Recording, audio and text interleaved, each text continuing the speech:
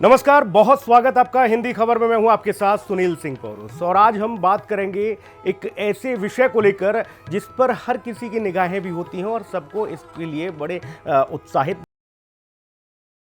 का आखिरी चंद्र ग्रहण गया, उसके बाद सूर्य ग्रहण की बारी आ गई। तो भाई इसमें क्या कुछ हो सकता है आपके साथ और कैसा रहेगा आपके लिए सूर्य ग्रहण, उसको भी समझने की कोशिश करेंगे। कब से लगेगा, कब तक ये रहेगा, इसका प्रभाव कैसा है, ये तमाम सारी चीज़ों को आज बारीकी से हम समझेंगे। और इसके लिए हमारे साथ स्टूडियो में खास मेहमान मौजूद हैं। हमारे साथ आचार्य डीपी शास्त्री जी, ज्योतिषाचार्य मौजूद हैं। शास्त्री जी का बहुत स्वागत है। साथ ही एस्ट्रोलॉजर नीति शर्मा जी हमारे साथ ज्योतिषाचार्य मौजूद हैं। नीति जी का बहुत स्वागत। डॉक्टर नीतिशा मल्होत्रा जी हमारे साथ इस चर्चा में मौजूद हैं। नीतिशा मैम, आपका भी बहुत स्वागत है। चर्चा की शुरुआत चूंकि आचार्य जी आपसे करूंगा और मैं आपसे ये समझना चाहता हूं कि देखिए साल का ये आखिरी सूर्य ग्रहण है, तो इसका प्रभाव क्या रहने वाला है और भारत में खासतौर पर इसका क्या असर पड़ेगा? देखिए, ग्रहण का प्रभाव तो कभी शुभ नहीं होता, बल्कि ये ग्रहण भारत में नहीं है तो भारत में कोई सूतक नहीं है, कोई दोष नहीं है। ये ग्रहण जो है सो न्यूजीलैंड, ऑस्ट्रेलिया और पश्चिम कंट्री में अमेरिका इत्यादि अटलांटिक महासागर में है। बल्कि ये ग्रहण जो है 4 घंटा 24 मिनट का है। भारतीय समय के अनुसार रात्रि में ग्रहण लगेगा 11 बजे और 3:24 सुबह इसका मोक्ष काल माना जाएगा। बीच का टाइमिंग 1:21 ग्रहण का एक मूल रूप से माने देखने वाला समय होगा। बल्कि जो भारत में नहीं दिखेगा, तो ये क्लियर कर देना चाहते हैं कि इसमें भारत में रहने वाले हम जो लोग हैं, इनको इस ग्रहण से कोई लेना देना नहीं है। बल्कि हाँ, ग्रहण का प्रभाव पूरे विश्व पे जो लगा है, तो ये अशांति, अन्यथा नकारात्मक चीज़ को उत्पन्न करना, भूकंप इत्यादि, या 15 दिन से 45 दिन में पूर्वोत्तर कंट्री और पश्चिम कंट्री के कोई बड़े नेता के मन में अचानक इस तरह का कोई डिसीजन लेना देना, या प्रकृति से कोई गेम खेलना, या प्रकृति कुछ गेम खेल जाए, इस तरह का होने की संभावना बनी हुई है। क्योंकि ये 15 दिन का जो 2 ग्रहण आपके सामने जा रहा है, 2025 का राजा सूर्य है, मंत्री भी है, सूर्य क्रूर पापी ग्रह है और रविवार के दिन ये ग्रहण लग रहा है। इसीलिए कन्या राशि में और तुला राशि और सिंह राशि, सिंह, कन्या, तुला 3 राशियों पे ग्रहण का प्रभाव कुप्रभाव रहेगा। मीन राशि में भी ग्रहण का प्रभाव ठीक नहीं है। उत्तरा फाल्गुनी नक्षत्र होने के कारण सूर्य के खुद की अपना नक्षत्र है। 30 राशि के जो कंट्री है या जो लोग हैं, वो भारत में हो चाहे विश्व के किसी पटल पे हो, उसके कहीं ना कहीं मानसिक स्थिति कहीं ना कहीं कमज़ोर होता है या कोई ना कोई खराब होता है। और ग्रहण के प्रभाव से व्यक्ति 72 घंटे तक अपने बुद्धि को शांतचित नहीं रख सकता है। ग्रहण काल में शांतचित रहें, शुभ बोलें, सत्य बोलें, भगवान के नाम को जप करें, गुरु मंत्र के जप करें, परिवार में किसी को अभद्र ना बोलें, अपने वाणी से किसी को कोई श्राप ना दें। ये सब चीज़ से हमको बचना चाहिए। बल्कि ग्रहण के प्रभाव में डरना नहीं है, अपने आप को सावधानी रखना है और हमको बचना है जी। बिल्कुल। नीति मैम, आपके पास जाऊंगा। एक बात आचार्य जी ने कही कि जो लोग इससे प्रभावित होंगे वो अगर भारत में भी रहते हैं तो उनके ऊपर भी असर पड़ेगा, लेकिन जो भारत के लोग उन कंट्री में रहते हैं जहां इसका असर पड़ेगा, उन पर क्या है इसका प्रभाव? और दूसरा ये कि किसके लिए ज़्यादा हानिकारक हो सकता है?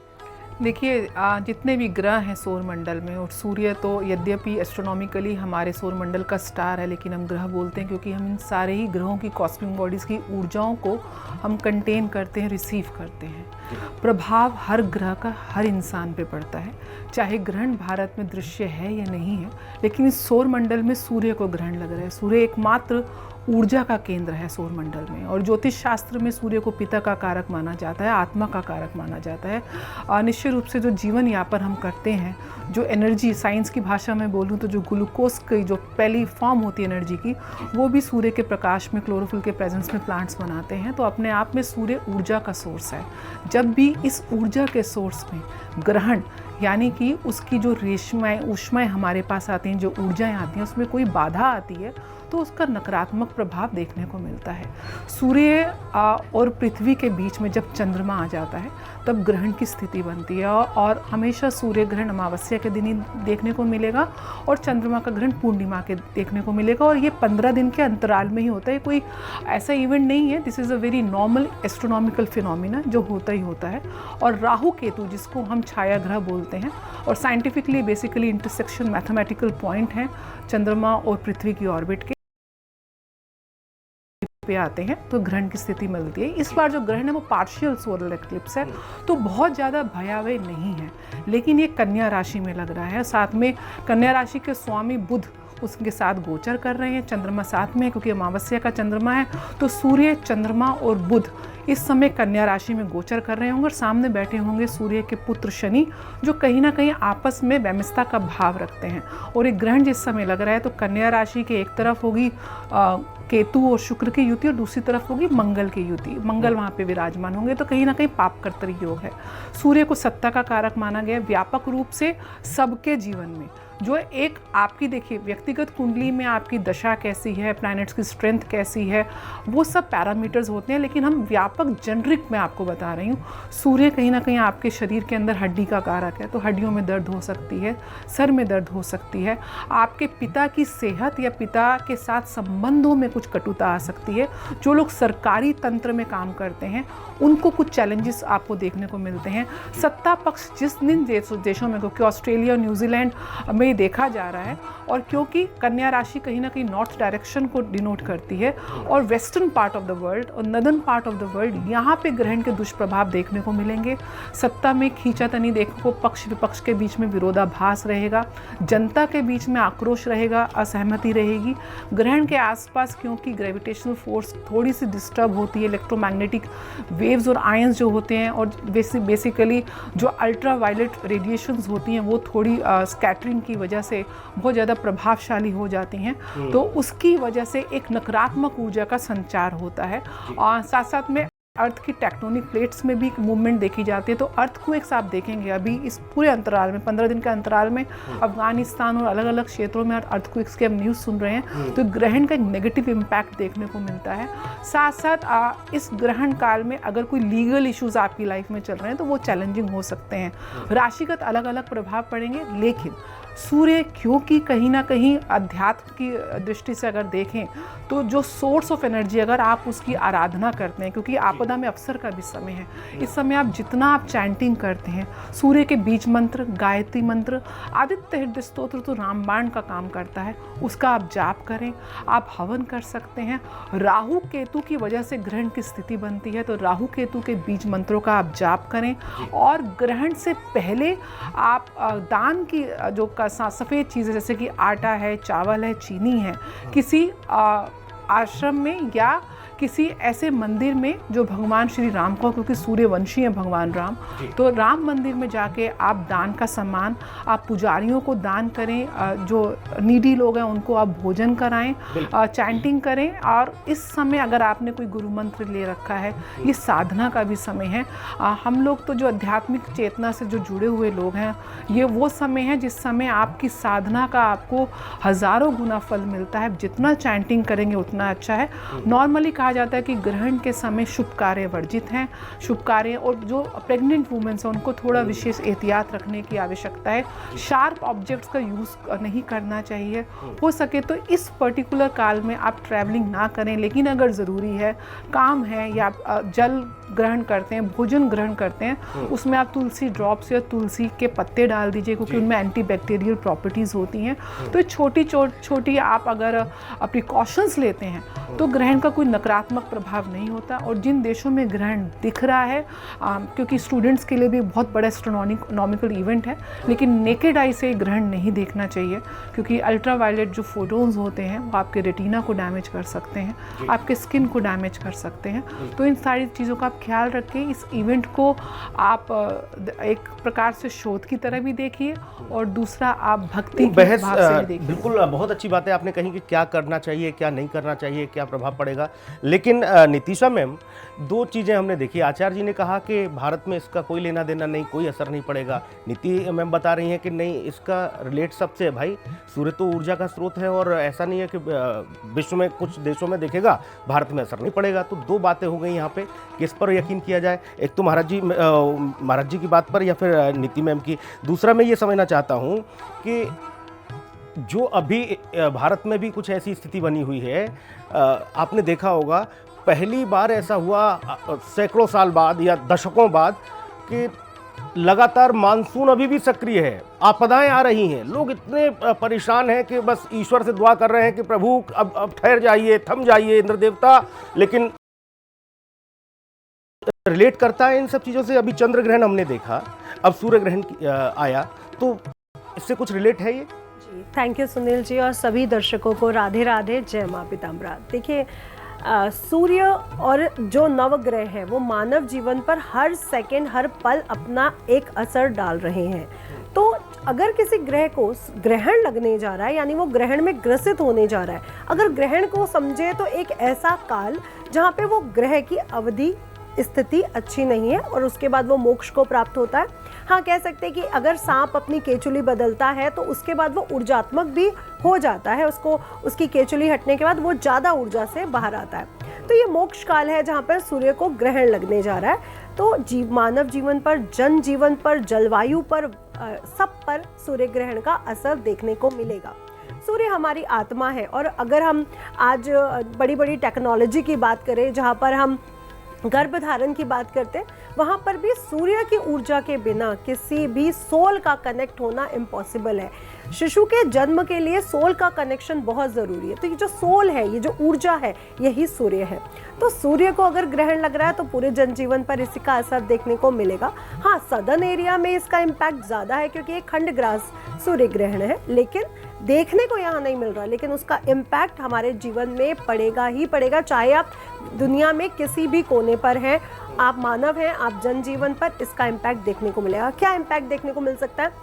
भारत के पूर्वी जितना एरिया है या सदर्न पार्ट है, यहाँ पे कोई बड़ी दुर्घटना, बड़े तूफान का आना, अग्नि से संबंधित कुछ फायर एलिमेंट जैसे जंगलों में आग लग जाना, कुछ ऐसे तत्व हमें देखने को मिलेंगे। और साथ ही साथ अभी हमने कुछ दिन पहले चंद्र ग्रहण देखा, तो चंद्र ग्रहण से कुछ दिन पहले और 90 दिन तक हम देखते कि जल एलिमेंट भी एक्टिव है।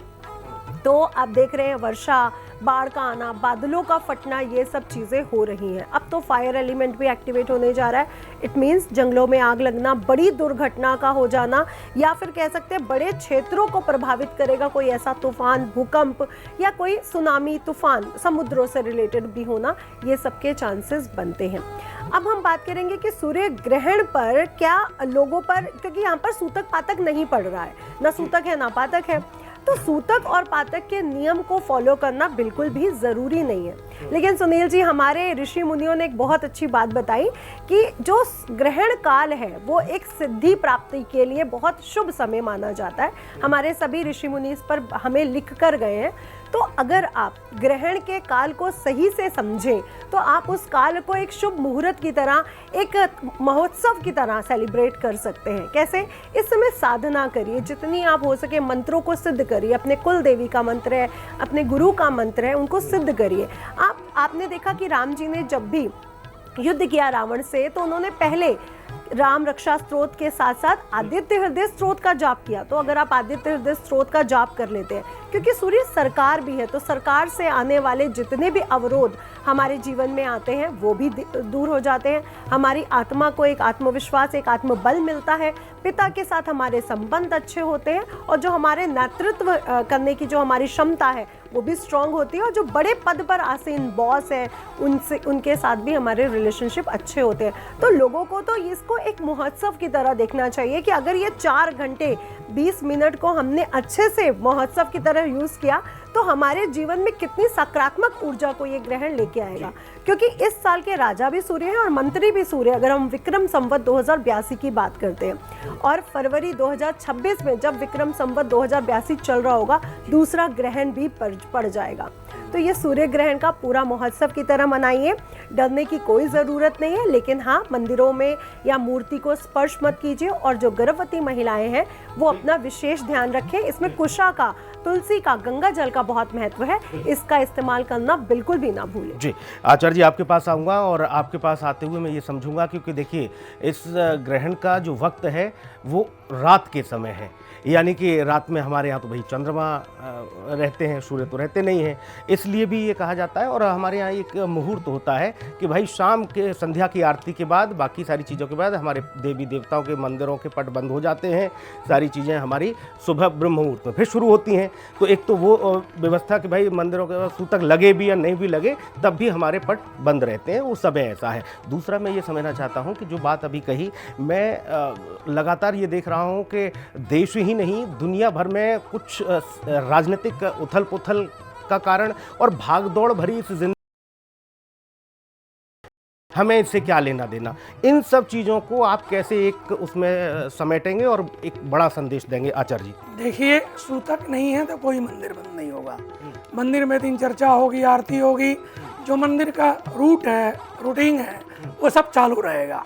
रही बात जो ग्रहण काल है रात्रि में, तो जहाँ लग रहा है वहाँ दिवा भी लग रहा है। हमारे यहाँ रात्रि 11 बजे शुरू हो रहा है। उस समय सिंह राशि और 12:24 पे कन्या राशि, दोनों राशि का उसमें संयोग बनेगा। मैंने आपसे बताया कि सिंह राशि और कन्या राशि के जातक या कंट्री के नाम के ग्रहण का जो कुप्रभाव है बना रहेगा। वो पृथ्वी पे धारा पे कई लोग हैं, खास करके भारत के लिए जो चर्चा हो रही है, तो जब भारत में उसका कोई सूतक ही नहीं है, कोई दोष ही नहीं है, उसका जो नेगेटिव प्रभाव है, सूतक रहेगा तभी तो भारत में पड़ेगा। तो भारत में पड़ेगा नहीं तो उससे हमको डरने की बात नहीं है।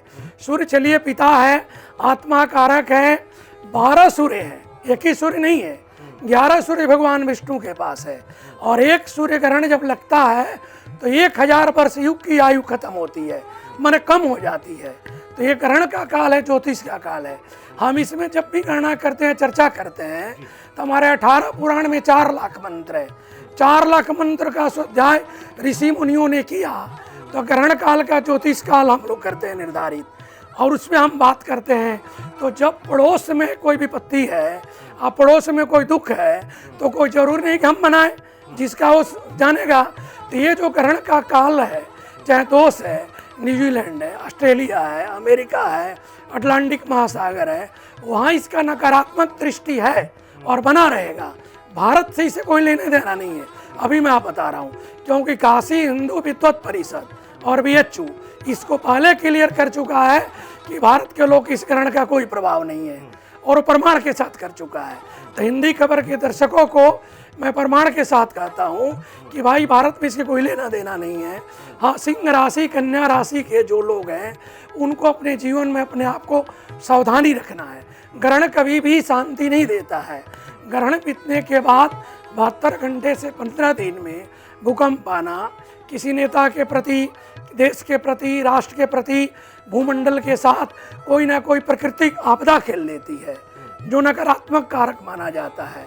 तो उसके लिए हम परमात्मा को जप करते हैं, गुरु मंत्र के जप करते हैं, नारायण के जप करते हैं। महाराज जी, भारत में नहीं दिखेगा, ठीक है, आपने कहा कि दूसरे मुल्कों में देखिए, हमारा क्या लेना देना, जान छूटे इससे। लेकिन मैं ये समझना चाह रहा हूँ, जब भारत में नहीं दिखेगा, जो भारत के लोग हैं वो उन कंट्री में रहते हैं जहाँ ये दिखेगा, इसका असर होगा, उनको कोई लेना देना नहीं। लेना देना है।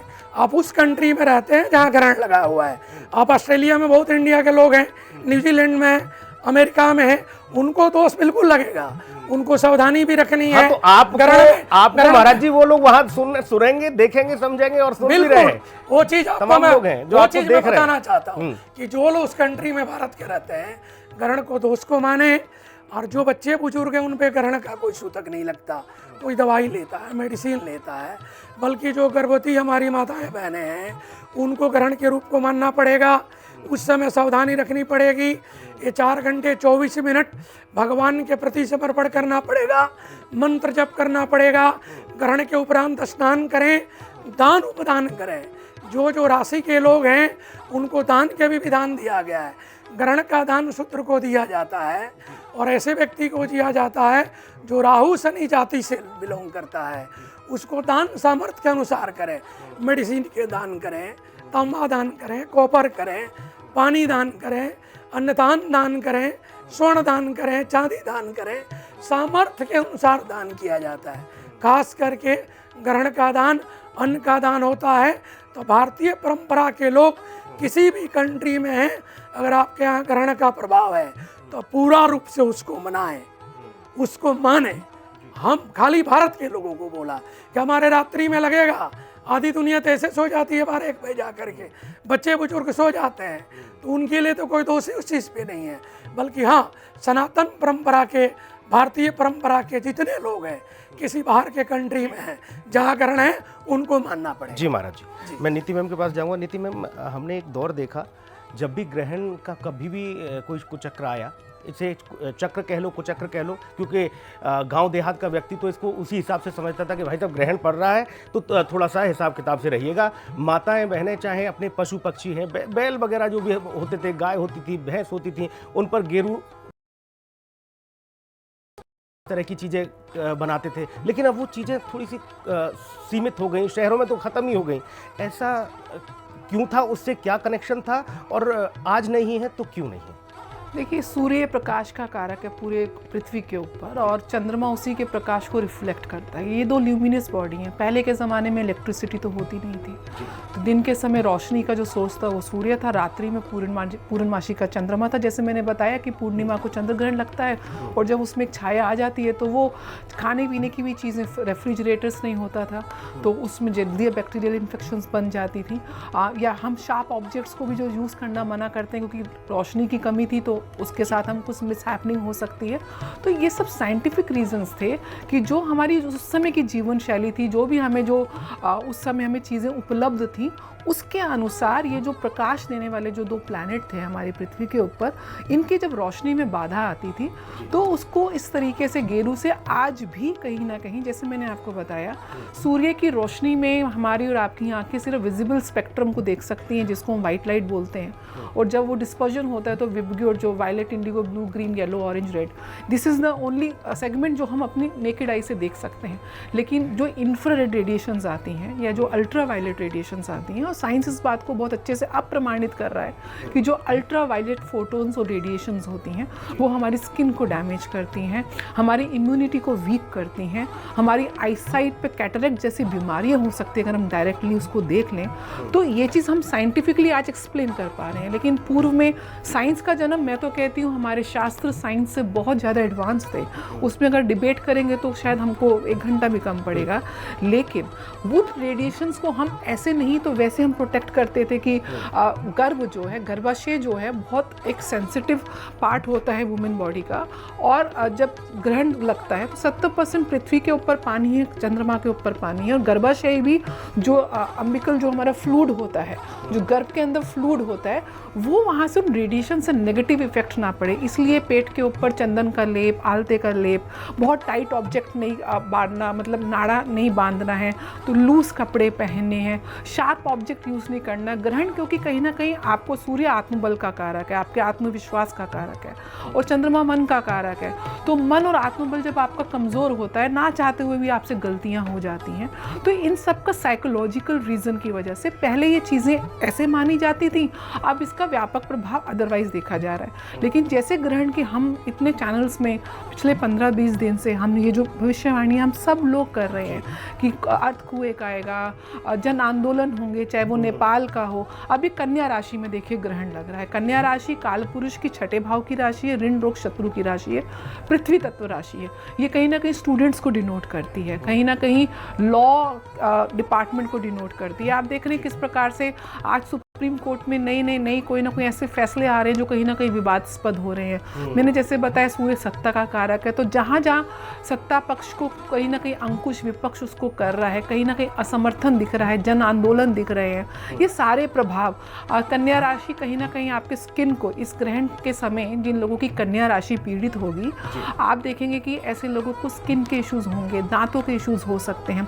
नर्वस सिस्टम, क्योंकि बुध की राशि है, नर्वस सिस्टम के इश्यूज़ होंगे, स्टूडेंट्स फोकस नहीं कर पाएंगे क्योंकि कहीं ना कहीं ये आपके एजुकेशन लाइन को भी दिखाती है। तो ये सारी चीज़ें ज्योतिष में हर ग्रह को, हर राशि को कुछ कारक तत्व दे रखे हैं, उन कारकों पे इसका दुष्प्रभाव पड़ेगा।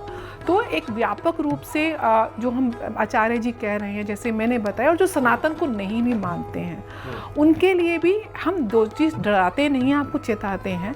ये वो ज्ञान है जिसके माध्यम से एक तरीके से आपके जीवन का गूगल मैप है, आपको पता चल जाएगा कि आगे आपको जाम मिलने वाला, तो आप अपना रास्ता रोक लेंगे, या रास्ता नहीं बदल सकते तो आप प्री प्लान कर सकते हैं। It's like a saving factor. लेकिन ये भी सत्य है, अगर आपकी दशाएं मृत्यु तुल्य कष्ट अगर आपको लिखा है तो कष्ट होगा, लेकिन मृत्यु नहीं आपकी निर्धारित है। तो आप उस कष्ट को छोटे छोटे उपायों से आप उनकी जो इफेक्ट है उसकी फ्रिक्वेंसी को कम कर सकते हो। तो आप जितना दान पुण्य और जाप करें आपके लिए अच्छा है। थोड़ा सा आत्मबल गिर सकता है, पिता की सेहत, जो आपसे उम्र दराज हैं, पिता तुल्य व्यक्ति हैं, उनका आप सम्मान करिए। सबसे पहले तो संस्कार घरों से प्रारंभ होते हैं। सूर्य देव की उपासना करिए। हमारे शास्त्रों में तो सूर्य को अर्घ देने की परंपरा है। ग्रहण में जितना आप जप करते हैं, जितना तप करते हैं, ग्रहण के उपरांत दान और स्नान का महत्व माना जाता है। हमारे जितनी भी गंगा जमुना है, आप देखेंगे किस प्रकार से वहाँ, तो इन ऊर्जाओं को आप, मैंने जैसे बताया, आपदा में अवसर का समय है, आपकी आध्यात्मिक चेतना का समय, स्पिरिचुअल अवेकनिंग का समय है, कहीं ना कहीं अंततः मन में, अपने अंतःकरण में जाने का समय है। तो आप एक मेडिटेशन का ये समय है। आप इसको आप जितना करेंगे तो जो ऊर्जा है, आपकी जो इंटरनल एनर्जी है, अहम ब्रह्मास्मि कहते हैं, तो हम ब्रह्म की संज्ञा देते हैं कि हम स्वयं ब्रह्म है। पूरा ब्रह्मांड आपके अंदर, यत् पित्त तत् ब्रह्मांड का सिद्धांत है। तो उस ब्रह्म की ऊर्जा को आप एक नई चेतना और ऊर्जा इस ग्रहण के काल में दे सकते हैं। बिल्कुल, बहुत अच्छी बात नीति मैम आपने बताई। लेकिन आज का दौर में जो देख रहा हूँ, और बाकी हम सब आप लोग इसे देख रहे हैं, वो कुछ अलग तरीके की एक नई परिभाषा गढ़ी जा रही है। उसको मैं समझने की कोशिश करूँगा नितिशा मैम आपसे। नितिशा मैम, हमने देखा कि एक मोबाइल फ़ोन लॉन्च हुआ और दिल्ली और मुंबई में लंबी लंबी लाइन लग गई उसे खरीदने के लिए। आप जैसे महानुभाव, आप जैसे ज्योतिषाचार्य, आप जैसे लोग जो इस समाज को एक नई, जिस धारा में जो समाज था भारतीय संस्कृति में, उसमें ले जाने के लिए कह रहे हैं या कर रहे हैं, तो लोग चैनल बदल देते हैं, लोग जल्दी से कनेक्ट नहीं हो रहे हैं। लेकिन एक मोबाइल फोन आया तो लाइन लगी है, लाठी खा रहे हैं। वो दौर मैं समझने की कोशिश कर रहा हूँ। विज्ञान चूंकि इन सब चीज़ों को नहीं मानता है, वो नहीं कहता है कि आपने भविष्यवाणी कर दी तो इसलिए आपदा आ गई। ये विज्ञान और ज्योतिष पर इतना बवाल क्यों है? देखिए, विज्ञान और ज्योतिष पे जो भी चीज़ें हैं, पहली बात तो विज्ञान बाद में आया है और हमारे शास्त्र, हमारे वेद पहले से ही हमें हर चीज़ दिखा रहे हैं। हमारे वेदों में विमान के बारे में लिखा हुआ हमें मिला। हमारे वेदों में ये भी मिला कि फेशियल ट्रांसप्लांट पहले भी होते थे। जैसे गणेश जी का हमने मुख कैसे देखा, हाथी के मुख में। या फिर हमने शंकराचार्य जी के बारे में पढ़ा कि उनके पास संजीवनी बूटी थी। जब सेना या उनके असुर खत्म हो रहे थे, वो उनको पुनः जीवन दान भी दे रहे थे। तो हमारे शास्त्रों में हर एक चीज़ को अच्छे से लिखा गया है, हर एक शास्त्र, हर एक वैज्ञानिक प्रूफ के साथ साथ। लेकिन विज्ञान कहता है हम सूत्रों पर आधारित चलते हैं। बिल्कुल वैसे ही ज्योतिष भी हम सूत्रों पर ही आधारित चलते हैं। हमें भी जो ऋषि मुनियों ने सूत्र दिए हैं कि कुंडली का प्रथम भाव है तो वो किस चीज़ का कारक है, कोई ग्रह बैठ जाएगा तो वो वहाँ पर क्या इम्पैक्ट डालेगा, कैसे ग्रह राशियों के साथ, कारक भाव के साथ जुड़े हुए हैं, सब कुछ सूत्रों से ही हमें मिला है। कुंडली का भचक्र बनाना ये भी हमें एक सूत्र से ही मिल रहा है। लेकिन कुंडली में और विज्ञान में क्या फ़र्क है? जब बल्ब की खोज की गई तो 50 बार वो फेल रहे, फिर 91वीं बार वो कामयाब हुए और बल्ब की खोज हुई। लेकिन ज्योतिष ये कहता है कि हर जीवन, हर नक्षत्र अलग है, तो नक्षत्र के अंदर भी उसके चरण चल रहे होते हैं, वहाँ पे इम्पैक्ट चेंज होते हैं। तो कुंडली का विश्लेषण ये कोई छोटी मोटी बात नहीं है, बहुत बड़ी बात है कि आपके पूरे जीवन का एक पूरा मैप बना के रख देना कि ये चीज़ें आपके लिए ठीक है, ये चीज़ें आपके लिए गलत है। और ये हमारे ज्योतिष शास्त्रों में, अगर हम बड़े बड़े राजाओं के बारे में, राजा दशरथ जी के बारे में, पांडवास के बारे में, सबके बारे में जब पढ़ रहे हैं तो हमें उनके ज्योतिषाचार्यों के द्वारा ये सब चीज़ें बताई जा रही है कि आप ऐसा उपाय करिए तो आपको संतान प्राप्ति होगी, आप ये उपाय करिए तो आपको युद्ध में जीत, विजय प्राप्ति होगी। तो ये एक ऐसा मैप है जिससे आप जीवन को बहुत सुंदर और सुव्यवस्थित बना सकते हैं अपने कष्ट कर्मों को अच्छा करके। और मैं ये भी कहूँगी अगर हम अपने कर्म अच्छे करते हैं, दान इत्यादि करते हैं, क्योंकि ये सूर्य ग्रहण पर बात हो रही है, तो सूर्य से रिलेटेड चीज़ें गेहूँ है, गुड़ है, तांबा है, लाल चीज़ें हैं, लाल वस्तु है, इनका दान करते हैं, क्योंकि शास्त्रों में यंत्र मंत्र तंत्र इसके बारे में नियम अनुसार चीज़ों को लिखा गया है। तो दान ज़रूर करिए, जिसमें गेहूं का दान, गुड़ का दान, तांबे का दान होना चाहिए। अपने पिता के पैर छू करके अगर आप बाहर निकलना शुरू कर दीजिए। मैं कहती हूँ अगर आप कोई भी काम करने जा रहे हैं, आदित्य हृदय स्त्रोत का जाप करके जाइए और आप अपने आत्मविश्वास में वो देखिए कि आपका आत्मविश्वास बहुत अच्छा रहेगा और आपकी जो पर्सनालिटी है उस पर उसका असर देखने को मिलेगा। तो दान करिए, मंत्र जाप करिए और इस समय अपने पिता से, अपने बॉस के साथ रिश्तों में भी विवादों से बचिए, क्योंकि कुछ ऐसी राशियां हैं जिनके पार्टनर या लाइफ पार्टनर से भी उनकी विवाद, जैसे मीन राशि की ही हम बात करें तो होने के कुछ चांसेस बनते हैं। तो थोड़ा सा अगर आप ध्यान रखें तो ये सूर्य ग्रहण अच्छा ही आपके लिए साबित होगा जी। और भाई जो बातें हमारी नीतिशा मैम और नीति मैम और आचार्य डीपी शास्त्री जी जो बताई हैं, उन पर अमल करिएगा तो ज़िंदगी में बदलाव देखिएगा। जैसे आप वृंदावन जाते हैं ना, तो वहाँ जाकर आपके अंदर जो पॉजिटिविटी और जो एक भक्ति भाव जो पैदा होता है कि कान्हा की नगरी में आया हूँ, और वो जो रज लगाते हो ना भैया माथे पे, तो जो अंदर से आप एकदम से आध्यात्म की ओर खींचे चले जाते हो। ये बातें भी कुछ ऐसी ही हैं। अगर आप भक्ति भाव और ये तमाम सारी चीज़ें करेंगे, ज़िंदगी में कहते हैं कि भैया मुश्किलें कभी किसी की खत्म नहीं होती, लेकिन उनके लिए कुछ समस्याओं का समाधान हो जाता है, जान चली जाती है। लेकिन कई बार बाइक फिसल जाए तो जीवन सेफ हो जाता है भैया। दुर्घटना तो होके रहते, कहते ना कि समय का चक्र है, कुछ न कुछ तो करके जाएगा है। ठोकर लग जाए तब भी आदमी गिर ही जाता है। तो उसके लिए अन्यथा मत लीजिए, कर्म करिए और जैसा बताया गया महाराज जी के द्वारा और हमारी ज्योतिषाचार्यों के द्वारा, उस पर अमल करिएगा तो जीवन में बहुत कुछ बदलाव मिलेगा। बहुत धन्यवाद आचार्य जी, आप हमारे साथ जुड़े, नीतिशा मैम आप जुड़ी और नीति मैम आप जुड़ी, बहुत धन्यवाद। खास कार्यक्रम में इतना ही, नमस्कार।